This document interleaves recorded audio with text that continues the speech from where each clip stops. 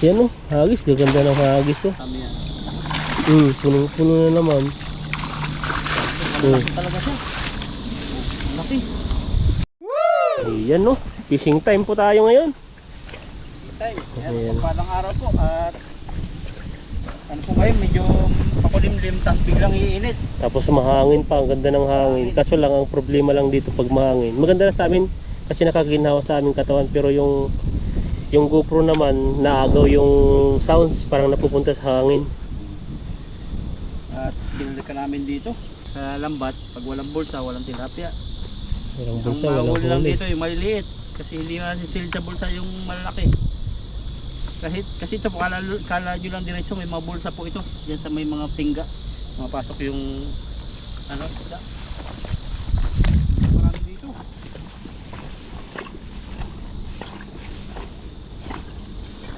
Yan oh, gisan mo bro. Yan. Huli man lang tayo. Chayo, chayo. Ayan oh, gaganda ng hagis ah. Bilog ba yun? Bilog na bilog eh. Parang ano, hindi po. Talo pa ang buwan eh. Makahuli tayo ng buong buwan, nakakawala kaitan. Sayang yun. Binigla ko na lang sana hinila. Pare-pares din siguro nun. Dapat pag ginama. Ginama yun. Kala ko huli na eh. Oh, dami. Ang dami yun, lalaki. Oh. Grabe yung laki ng isa. Nakuun, katakas na ko mo na. Grabe yung huli yan. Nakakawala pa yung Ang taba eh. Napul. Sapol na yung mukha mo. Buhangin na maputik pa dito. Lakas. Sorry na siya. Ayan oh, ang laki oh. Laki, nakakawala pa. Kumabit din lang to, hindi huli. Mabit lang eh. Kumabit lang. Parang ano lang yan eh. Parang sa sasakyan lang. Kumbaga sa isang tao na Wala pa masahe. pumasahe, sumabit lang. Ganyan ba yan? Sumabit din yung Naranasan ko tilapia. yun dati. Nung nagtatrabaho ko sa Cavite kasi nakatira ako sa tiya ko. Di ka pinagalitan ng ganon? Oo. Di sila nagagalit? Hindi, bali pumasok ko sa trabaho, pag uwi ko wala ako pamasahe kasi hindi kala ko sahod na. Eh ano, Saan sabit sa likod? sabi ko paano ko masabit sa likod, baka ganun talaga. Sabi ko kaya doon sa driver, kuya makikisabit ako, nabusan ako pamasahe. Bayaran kita sa susunod. Sabi hindi, okay lang, sabit ka lang dyan, ingat ka lang. Meron mo ganun, pero pag yung hindi ka nagsabi, sumakay ka lang, yun ang magagalit yung mga driver. Meron ka pa ganon? Nagsabit? Oo. Meron ba ba? sabit lalo sa Cavite, sa Laguna kasi puro factory. Nung kinakapos talaga eh. Eh hindi ka pwedeng hindi umabsent.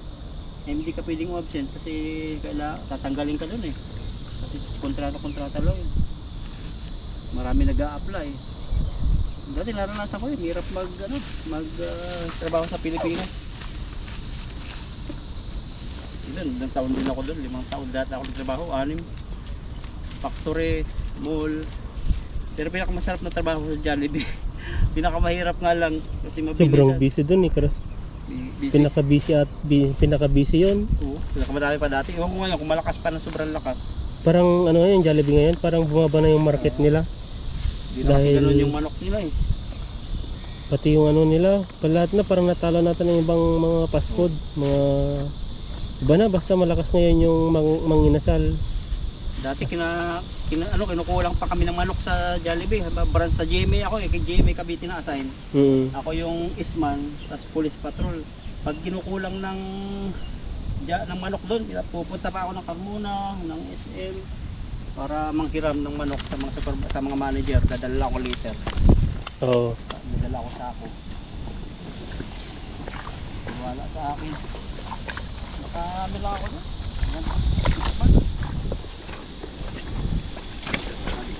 Wala pang Jollibee sa mga probinsya dati. Kaya hindi ako makatikim dati ng Jollibee. Punta ka pa sa ng Manila bago makatikim ng Jollibee. Grabe no. Mahangin pero maganda pa rin yung hagis. Hirap dati.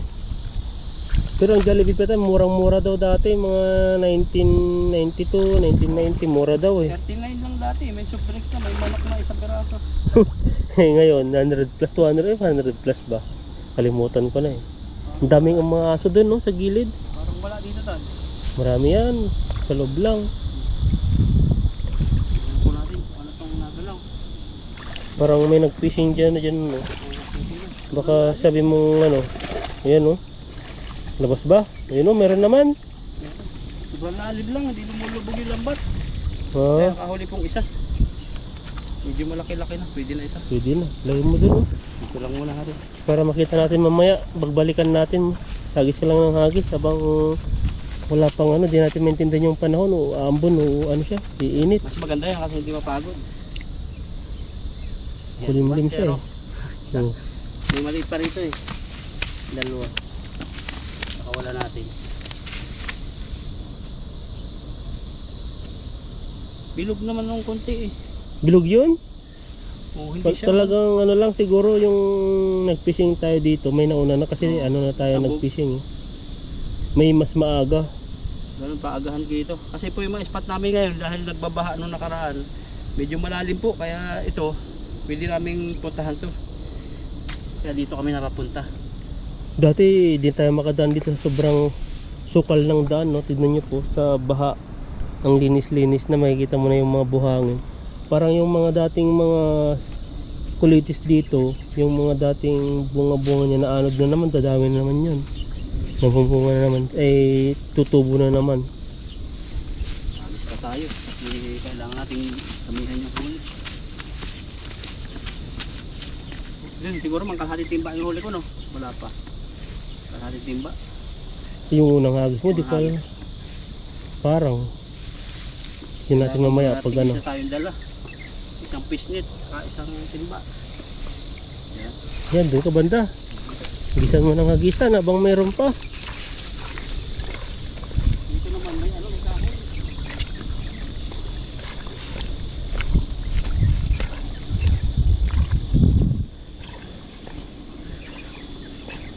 Tutuloy kaya ako dito, matigas kaya to? Mamaya, ano ka dyan, ma-outbalance ka. Sige, ikaw. Pero di mo magiging ganyan. Mas magiging bilog yan. Ayan, chayo, chayo! Grabe na ano sa hangin na. Kaso iniipon ng hangin. Pero marami pa rin yan. Diyan yung ayan o. Tuloy natin. Tantanin natin. Namamatay po yung GoPro. Lalaki nito, bigat. Ayan o. Ang daan lalaki. Ito pala sila. Yan lang pala sila eh. Kala mo sabit eh. May bato ba? O mga isda. Sasabit yan sa ano? Oh. Ang lalaki oh. Doon sa may mga damo-damo para hindi maano sa mata. Grabe na lapad. Lalapad no. Paldo. Oh. Grabe yung isa yan. Oh. Yung isang kilo na yun. Kulahan. Pulahan eh. Ito naman, kulay brown pero mamalaki siya. Pati tibo niya. Ingat lang tayo sa tibo. Paldo lagi tayo sa tilapia.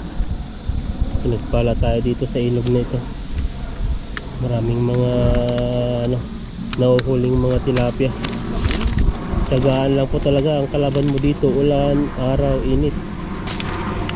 Yung panahon para makapag-fishing po kami, makapag-fishing po dito. At saka hindi lang yun, yung mga dinadaanan namin, mga extreme din po para bago mapunta tong area na to. Pero maganda po, quality po yung mga huli namin. Kahit ganyan-ganyan lang po yan. Grabe na laki. Maganda Oo, talaga nakang isda ano, dito. oh. Muna laki. Sulit na sulit bago umulan. Parang nagbabadya yung ulan. Sa Pero may, taba, oh, lalaki oh. pero may init-init siya. No? Yung ano lang yan, yung parang yung ano ba yung tawag, yung humidity niya, mainit. Parang mainit-init.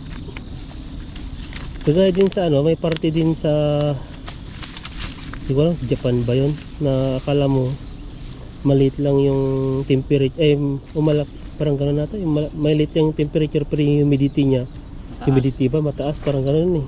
Sa Saudi din ganun eh. Talagang pag nag-humid, grabe yung bintana, pinagpapawisan. Kasi sa aircon yun eh, nasa loob ng aircon. Tapos yung glass nyo na, ang bintana nila mahabang glass. Grabing pawis yan. Yung ano, tutulog. Tapos iba yung init, malagkit. Kaya, pero maganda ang Middle East. Ang ganda dun. Hagis pa. Iba sa Middle East no, pag sa Middle East yung pag malamig yung panahon, may malamig na ano rin eh. Ang gagawin nila doon, yung aircon, may parang ano siya, heater. Program. Grabe yun no. Dito Ganun kaya sa- wala naman dito no. Sa Riyadh, ganun ako eh. Doon Talaga naranasan ko sa bibiyak Qatar yung eh. labi namin, sobrang lamig. Tapos may heater. Hindi kaya, kailangan doon petroleum jelly. Dito, walang masyadong heater dito no. Wala naman heater sa mall. Ano lang, parang electric pa na may heater. Nakita natin nung nakaraan. Iba doon eh. Iba doon sa Middle East. Doon hindi pwedeng walang aircon sa Middle East. Maano ka doon eh. Talagang hindi mo maano yung buhay doon pag walang aircon. Paano kayong bayad ng kuryente nila doon? Mura lang? Mura lang ba? Mura lang kuryente. Mas mahal pa ang tubig kaysa sa gasolina doon eh. Oo. Ang tubig na pumunta ko dati doon, mga ano ata doon, na 180 na ata, parang ganun na ata. Tapos yung gasolina is 0.75 ganun po. Yan o, hagis, gaganda ng hagis o. Hinagisan bro. Paldo. Meron yan, ikaw pa. Saan makadali? Ikaw ang halin ng tilapia eh. Yung daming o. Ang dami to, marami. Wala sabit dito sa malapit dito. Ang dami nga. Maraming dami yan. Punong-puno na naman. Malaki talaga siya. Ang laki. Hindi natin sumasama dito.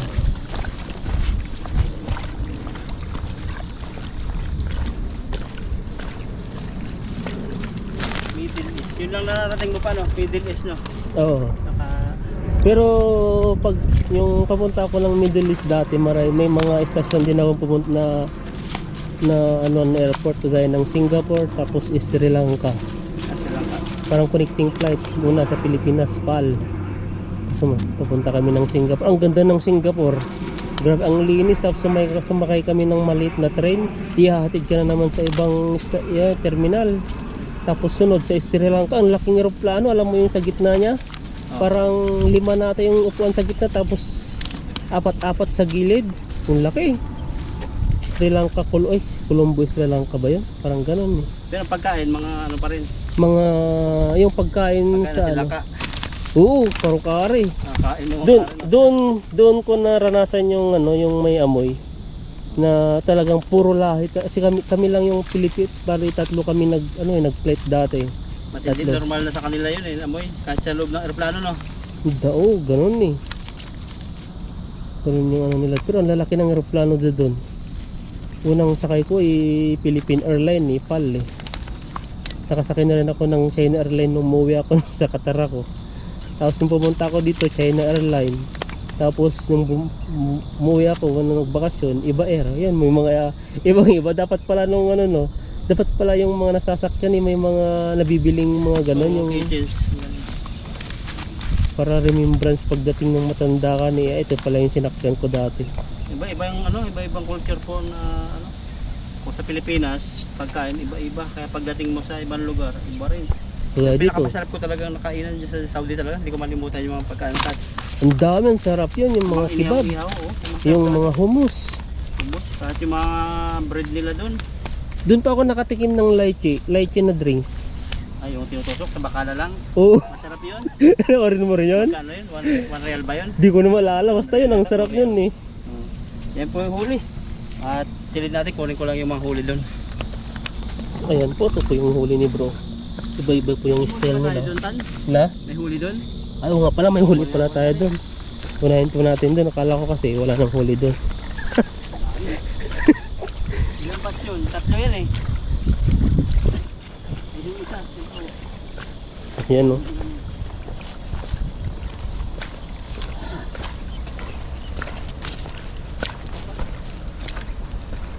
Ayan o, kala po yung huli. Kala mo isang timba yun, 3 lang pala, 4 pala nandito. Pala, kala mo sa timbaan na. Nanaginip ka bro. Huling hagis. Sabi ko sa'yo, maghagis ka pa eh. Hindi ka naghagis Siguro yan. hindi na isama to. Hindi na tama po ng timba. Pwede na rin yan. Ito, laki nito. Grabe, 1 kilo siguro mahigit to. Nabilad na eh. Bilad. 3 lang pala dito. Baka mayroon pa ron. Dito ka naghagis eh. Saan ka ba naghagis? Pilipingan natin din, nalilito na kami. Tanghali na kasi, gutom na. Wala dito. Wala. Saan ba? Ito lang yan, huli. Nagyaman. Mamamatay yun pag di mo nakita. Ano ba? Natin. Parang wala na. Yan po. At ito, pang kalawang terminal. Yan o, pang-4 na. Ito pala yung pinakamarami.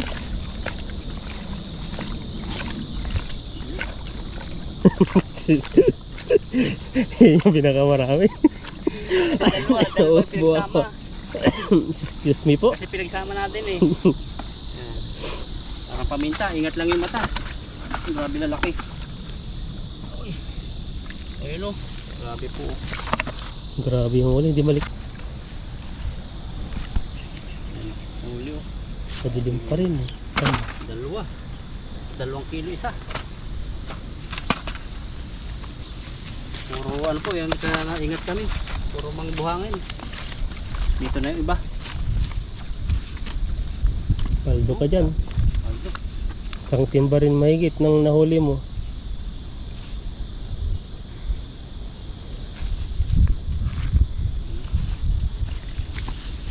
Ito ano, bibigay ko doon sa Vietnamese. Gusto kasi niya ng ano, yung dati naming dorm. Tilapia, nagkita kami sa supermarket. Oh. Sabi niya, gusto daw niya yung isda. Kasi mag-iihaw daw siya. Bigyan mo. Kahit 2, 5. Sabi niya 2 lang daw. Ayaw niya ng marami. Ayaw niya. Wala din siyang rep. Yung kaibigan niyang Vietnamese. Ayun, baka pwedeng, oh sige, dadami ako para hindi yan din. Ito, balik na to. Kawa naman, no? Puro buhangin na. Nauntog na yun. 4 na hagis lang to. Pwede na, no? Ito sa huling hagis. Mga 18 kilo po ito. 18 o 17. Yan, tuloy na po kami nakaitan. Lagi po kami nagpipishing ay parang uulan. Kaya hindi kami makapagtagal sa ilog. Yan, God bless po sa inyo.